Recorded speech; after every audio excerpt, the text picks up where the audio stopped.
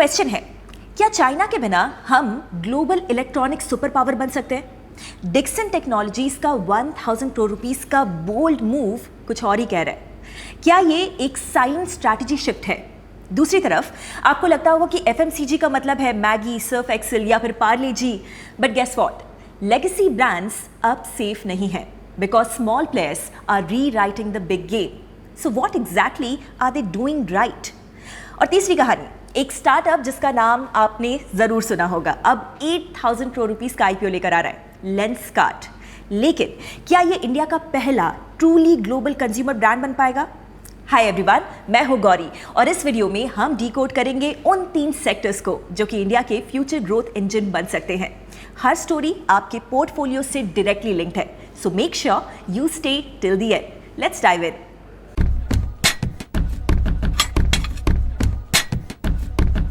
आज का सवाल सिर्फ इतना नहीं है कि क्या हम स्मार्टफोन्स इंडिया में बना सकते हैं। असली सवाल यह है कि क्या बिना चाइनीज टेक के India global electronics manufacturing power बन सकता है? और मार्केट के रीसेंट डेवलपमेंट्स क्लियरली कुछ सिग्नल्स दे रहे हैं। तो सबसे पहले इलेक्ट्रॉनिक्स मैन्युफैक्चरिंग पर फोकस हम करते हैं, क्योंकि ये सेक्टर क्वाइटली, चुपचाप एक न्यू फेज में एंटर कर रहा है, जहां चाइनीज पार्टनरशिप्स फिर से सेंटर स्टेज ले रही हैं और Dixon technologies is leading this shift. पिछले कुछ दिनों में डिक्सन ने 3 अलग अलग चाइनीज कंपनीज के साथ स्ट्रेटेजिक पार्टनरशिप्स फॉर्म की हैं और ये कोई रेगुलर वेंडर टाइप्स नहीं है, ये डीप टेक जेवीज यानी कि जॉइंट वेंचर्स हैं, जहां पर component level manufacturing, design capabilities और आईपी शेयरिंग तक बात जा रही है। सबसे पहला जॉइंट वेंचर है लॉन्गचेयर इंटेलिजेंस के साथ, जिसमें डिक्सन का 74% स्टेक है और चाइनीज पार्टनर का 26%। इसके बाद चोंगकिंग यूहाई प्रिसिशन मैन्युफैक्चरिंग के साथ एक और जेवी फॉर्म हुआ है, जिसका फोकस है प्रिसिशन मैकेनिकल पार्ट्स बनाने पे, जो कि स्मार्टफोन्स, लैपटॉप्स, ईवीज और आईओटी डिवाइसेस में यूज होते हैं। और फिर डिक्सन ने कुंशन क्यू टेक की इंडिया सब्सिडरी में कंट्रोलिंग स्टेक ले लिया है, जिससे अब इंडिया में कैमरा मॉड्यूल्स और फिंगरप्रिंट सेंसर्स का प्रोडक्शन स्टार्ट होगा। पर यह सिर्फ एक कंपनी की कहानी नहीं है, ये इंडस्ट्री वाइड इन्फ्लेक्शन पॉइंट है। ई-पैक ड्यूरेबल, पीजी इलेक्ट्रोप्लास्ट, अंबर एंटरप्राइज जैसे कई सारे प्लेयर्स हैं जो कि अब सिमिलर चाइनीज कोलैबोरेशंस एक्सप्लोर कर रहे हैं। सिग्नल क्लियर है, इंडियन गवर्नमेंट अब सिलेक्टिव चाइनीज जेवीज को ग्रीन लाइट देने लगी है, specially in the electronics ecosystem. Flashback 2020 Galwan valley clash के बाद गवर्नमेंट ने प्रेस नोट 3 इंट्रोड्यूस किया था, जिसमें चाइना से आने वाले सारे एफडीआई पे टाइट अप्रूवल लेयर्स होगा, ऐसा डिसाइड किया गया था। उसके बाद कई सारे ऐसे जेवी प्रपोजल्स थे जो कि स्टक हो गए थे। पर अब डिक्सन का लॉन्ग चेयर जेवी अप्रूवल एक पॉलिसी रीथिंक का हिंट भी दे रहा है, लेकिन ये डिप्लोमेसी से ज्यादा मैन्युफैक्चरिंग स्ट्रैटेजी का गेम है, क्योंकि इंडिया अगर जेन्युइनली इलेक्ट्रॉनिक्स पावर हाउस बनना चाहता है तो सिर्फ असेंबली काफ़ी नहीं होगी, डिज़ाइन, प्रिसिशन कंपोनेंट्स और सप्लाई चेन डेप्थ भी चाहिए उसके लिए। और इस मोमेंट पे चाइना के पास स्केल और आईपी दोनों है, जो कि इंडिया के पास फिलहाल नहीं है। डिक्सन जैसे प्लेयर्स अब लो मार्जिन असेंबली से निकलकर हाई वैल्यू कंपोनेंट और डिजाइन इकोसिस्टम में शिफ्ट करना चाहते हैं, और चाइनीज जेवीज उनका शॉर्टकट नहीं बल्कि एक्सेलरेटर बन रहा है। ऑफ कोर्स जियोपॉलिटिकल रिस्क हमेशा से रहेंगे। अगर इंडिया चाइना रिलेशंस फ्यूचर में फिर से टाइट हो गए तो क्या ये जेवीज टिक पाएंगे? That remains a question. लेकिन अभी के लिए गवर्नमेंट क्लियरली जेवी लेड टेक ट्रांसफर स्ट्रैटेजी को ग्रीन लाइट दे रही है, जहां ओनरशिप और कंट्रोल इंडिया के पास होगा और कैपेबिलिटी चाइना से आएगी। तो डिक्सन की स्टोरी सिर्फ एक डील नहीं है, बल्कि ये इंडिया के इलेक्ट्रॉनिक्स ड्रीम का एक नया ब्लूप्रिंट है, एक मॉडल जहां पर चाइनीज टेक अलाउड है लेकिन इंडियन टर्म्स पे।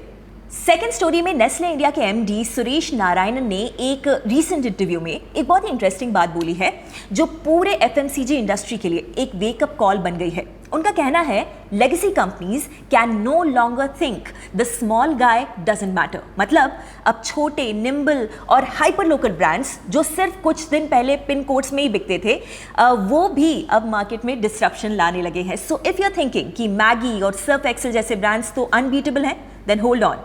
लास्ट 12 से 15 मंथ्स में लोकल ब्रांड्स ने मार्केट में ऐसी एंट्री की है कि बिग एफएमसीजी फर्म्स जैसे कि HUL, ITC, Nestle, Tata consumer सबको अपनी स्ट्रैटेजी रीथिंक करनी पड़ गई है। क्योंकि जो छोटे ब्रांड्स हैं वो कम प्राइस, लोकल टेस्ट और क्विक डिलीवरी से कंज्यूमर्स का ट्रस्ट जीतते जा रहे हैं। As an example, 123 noodles, Rungta tea, Mario biscuits, Balaji wafers, ये सब रीजनल प्लेयर्स हैं, लेकिन अपने एरियाज में ये बिग ब्रांड्स को भी कंपटीशन दे रहे हैं। और आज के इंडिया में जहां पर क्विक कॉमर्स जैसे कि ब्लिंकिट, ज़ेप्टो, स्विगी हर गली तक सामान को पहुंचा रहे हैं, वहां स्मॉल ब्रांड्स को स्केल अप करना पहले से काफी इजी हो गया है। नेस्ले चीफ कहते हैं, "These small guys are not aiming for 1 million tons. They are saying, I'll dominate 3 pin codes, 6 localities." और इसी माइक्रो स्केल थिंकिंग से ही वो कम प्राइसिंग पे प्रोडक्ट को ऑफर कर सकते हैं, प्लस उनका ROI भी बेटर होता है। And this is the result of changing demographics. आज सब ब्रांड्स को जेन जी एंड जेन अल्फा कंज्यूमर्स के लिए रेलेवेंट रहना पड़ता है, और ये जनरेशन ब्रांड की हिस्टोरिकल रेलेवेंस को ज़्यादा इंपॉर्टेंस नहीं देती। इसीलिए अब लेगेसी ब्रांड्स को भी अपनी थिंकिंग को चेंज करना पड़ रहा है। अगर प्राइसिंग पे नहीं तो कुछ कैटेगरीज में प्रीमियमाइजेशन की अपॉर्चुनिटी है, जैसे कि चॉकलेट्स, पेट फूड्स, कॉफी एटसेट्रा। इन कैटेगरीज में प्रीमियम ऑफरिंग लाना पड़ेगा while keeping affordability intact. Secondly, urban demand जो कि अब रिवाइव हो रही है, उस पर कैपिटलाइज भी करना पड़ेगा। और सबसे इंपॉर्टेंट, ब्रांड को हर क्वार्टर नए कंज्यूमर्स के लिए रेलेवेंट रहना होगा। सुरेश नारायणन ने यह भी हाईलाइट किया है कि आज का मार्केट ब्रूटल हो चुका है। CEOs का रोल सिर्फ स्ट्रैटेजी में नहीं, इंस्पिरेशन और स्पीड का भी हो गया है। इन शॉर्ट, अब लेगेसी ब्रांड्स के पास सेफ जोन नहीं बचा है। लोकल ब्रांड्स ने गेम को पूरी तरीके से बदल दिया है, और अगर बड़े प्लेयर्स ने फास्ट अडेप्ट नहीं किया तो उनका मार्केट शेयर कम होते जाएगा। So next time you order something on Blinkit, Swiggy, Zepto, check कीजिए वो ब्रांड कोई जायंट है या किसी छोटी फैक्ट्री का underdog. You might just be funding the next big disruption. आजकल स्टार्टअप्स का IPO लाना काफी कॉमन हो गया, राइट? लेकिन प्रॉफिट दिखाकर ग्लोबल एक्सपेंशन के साथ IPO लाना, दैट इज रेयर।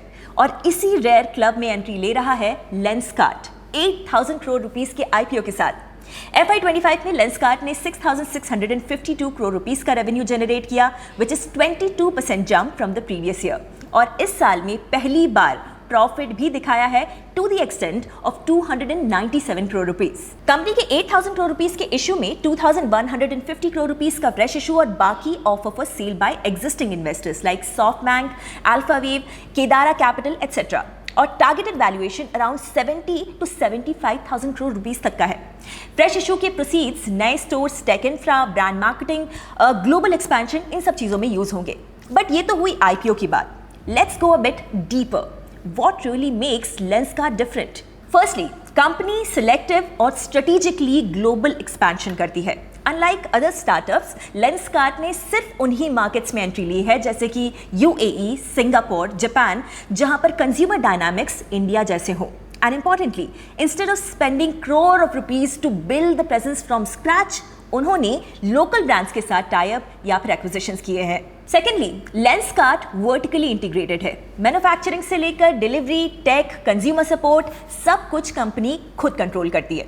उनके मैन्युफैक्चरिंग हब्स गुरुग्राम और भिवाड़ी में भी हैं, और अब तेलंगाना में भी 1,500 करोड़ रुपीस के नए प्लांट को बनाने का काम चल रहा है। भिवाड़ी से बना हुआ आईवेयर सिंगापुर के शोरूम में मिलता है। This tight supply chain reduces cost, improves speed and ensures quality. सब एक ही अम्ब्रेला के अंडर। और इस इंटीग्रेशन का इम्पैक्ट दिखाई भी देता है। प्रिस्क्रिप्शन आईवेयर जो उनका 80% रेवेन्यू है वो हाईली मार्जिन पॉजिटिव है। थर्ड, फ्रूगैलिटी। पीयूष बंसल का मोटो क्लियर है, चेक लेना आसान है, उसे वाइजली यूज करना मुश्किल है। सॉफ्टबैंक का जब इन्वेस्टमेंट आना था इस कंपनी में, पीयूष ने 6 महीने वेट किया था till product market fit was achieved before raising the investment. Fourth, omni channel muscle.